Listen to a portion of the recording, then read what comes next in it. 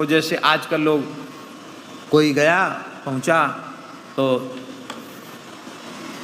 चाय से स्वागत करते, चाय से ही तो करते हैं स्वागत, और सब स्वागत एक तरफ और अकेली चाय महारानी एक तरफ। तुम 56 भोग खिला दो और नहीं, अरे चाय तक की नहीं पूछी, ले साहब।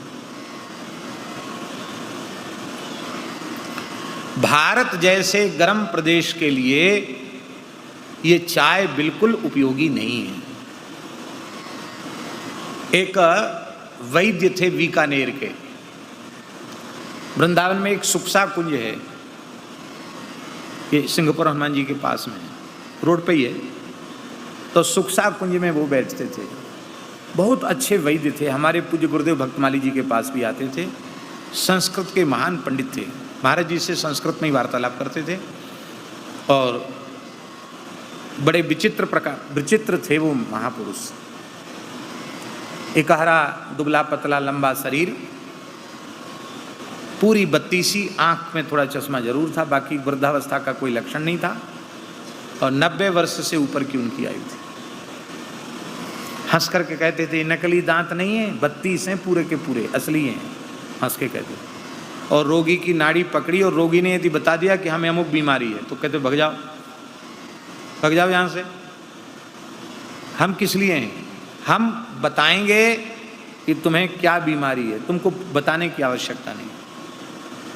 महाराज जी के पास आते थे, वो कहते थे, बहुत ध्यान से सुने, बड़े काम की चीज बता रहे हैं आपको। वो कहते थे कि आयुर्वेद के अनुसार शरीर को ठीक रखने के लिए 3 उपस्तंभ हैं, माने 3 चीजें बहुत आवश्यक हैं। एक तो निद्रा, क्योंकि निद्रा से ही इंद्रियों में, शरीर में पुनः क्रिया करने की शक्ति आती है। ठीक नींद आनी चाहिए, गहरी नींद आनी चाहिए। दूसरा आहार, और तीसरा वो कहते थे ब्रह्मचर्य, वीर्य धारण। तो कहते थे कि लाख कोई डॉक्टर बतावें कि इस चाय में ये गुण है, अमुक गुण है, तमुक गुण है, पर ये कहते हम इस विषय पे पूरी चर्चा करने के लिए तैयार है, हमसे कोई करे तो सही। चाय तीनों को नष्ट करती है, निद्रा को नष्ट करती है। अब बढ़िया नींद आ रही हो, कड़क चाय पी लो, नींद गायब। चाय पी पी के तो आजकल लड़के लड़कियां पढ़ते हैं रात को, फिर कड़क चाय पी ली, फिर पढ़ने बैठ गया। ऐसी बुद्धि होती है उनकी। ये जितने बड़े बड़े, बुरा नहीं मानना, बड़े बड़े न्यायाधीश ये सब चाय कॉफ़ी पी पी के ही पढ़ते होंगे, अनुमान है हमारा। इसीलिए चाय कॉफ़ी वाली बुद्धि होने के कारण ऐसे ऐसे निर्णय सर्वोच्च न्यायालय से सुनाते हैं जिनको सुनकर लज्जा का अनुभव होता है। अब बताओ, स्त्री स्त्री से विवाह कर सकती है, पुरुष पुरुष से विवाह कर सकता है, सर्वोच्च न्यायालय ने निर्णय दिया था। और कितनी बातें हम आपको क्या बताएं ऐसी, जो पूरी तरह भारतीय सनातन संस्कृति के विरुद्ध है। ये कहना नहीं, मानवता के विरुद्ध है, मनुष्यता के विरुद्ध।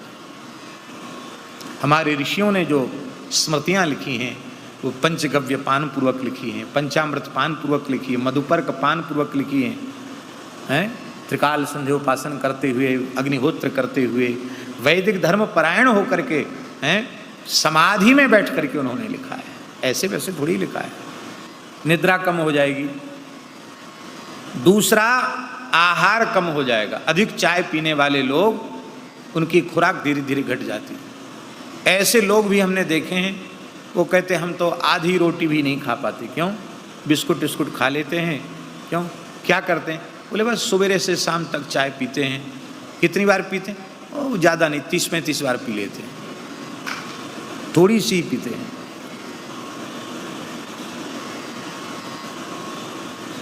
और ब्रह्मचर्य की नाशिका है चाय, ब्रह्मचर्य का नाश हो जाता है, धातु क्षय अवश्य होता है। पूज्य बक्सर वाले मामा जी तो बहुत जोर दे के बोलते थे मंच से, माने इतनी अनुचित चीज़ है भारत जैसे गर्म देश के लिए चाय, शुक्ला जी, कि मूत्र त्याग के साथ ही शुक्र क्षय होता है, पता ही नहीं चलेगा, मूत्र त्याग के साथ शुक्र क्षय हो जाएगा चाय पीने वाले का। हम लोगों का शरीर किला है, और इस किले का राजा कौन है? इस किले का राजा है ब्रह्मचर्य। राजा सुदृढ़ रहेगा, मजबूत रहेगा तो किला सुरक्षित रहेगा। राजा कमजोर हो गया तो फिर तो कोई भी अटैक उस पर करेगा। तो कहने का आशय ये तीन चीज, निद्रा, भोजन और ब्रह्मचर्य, तीनों की विनाशिका है चाय। इसलिए अंग्रेजों ने सोची समझी रणनीति के तहत भारत में चाय की परंपरा चलाई। अंग्रेजों ने मुफ्त में चाय पिलाई जाती थी पहले, हमने सुना है, आवाज़ लगा लगा करके चाय पिलाई जाती थी। एक छोटे से गांव की बात बता रहे, बुंदेलखंड के गांव की। वहाँ अंग्रेज अधिकारी आया, अंग्रेजी ज़माना था, तो गांव के लोगों ने कहा भैया अंग्रेज ऑफिसर, इसका स्वागत करो, कैसे करो? तो पंचायत जुड़ी, पंचायत में लोगों ने कहा अंग्रेज लोग चाय पीते हैं, चाय लाओ उनके लिए। तो पूरे के पूरे गांव में कोई यह नहीं जानता था कि चाय कैसे बनती है। तब उन लोगों ने शहर से, झांसी से, तो वो चाय का पैकेट लेके आए, गांव के लोग झांसी से, और एक जग में भरा उन्होंने दूध, एक कांसे के बेला में भर के रखी शक्कर, एक जग में पानी और चाय का पुड़ा एक थाल में सजा के अंग्रेज ऑफिसर के सामने, ले महाराज, हम लोग गाँवड़े के आदमी हैं, बहुत खोजबीन करने से पता चला है कि दूध, पानी, चाय की पत्ती और शक्कर, इतनी चीज़ें पड़ती हैं तब चाय बनती है। तो हम लोग महाराज आपके स्वागत के लिए तैयारी की है, इसको आप ले। तो कहते वो बहुत हंसा अंग्रेज, ऐसे भी लोग अभी इनको तो यही नहीं जानते। तो कहते हैं कि उसने बना के पिलवाई लोगों को चाय, ऐसे चाय इस देश में आई, और अब तो ऐसी छा गई। तो जैसे पहले आज चाय पिलाते हैं, ऐसे ही प्राचीन काल में अपने प्रिय पूज्य अतिथि के आने पर मधुपर्क निवेदित किया जाता था।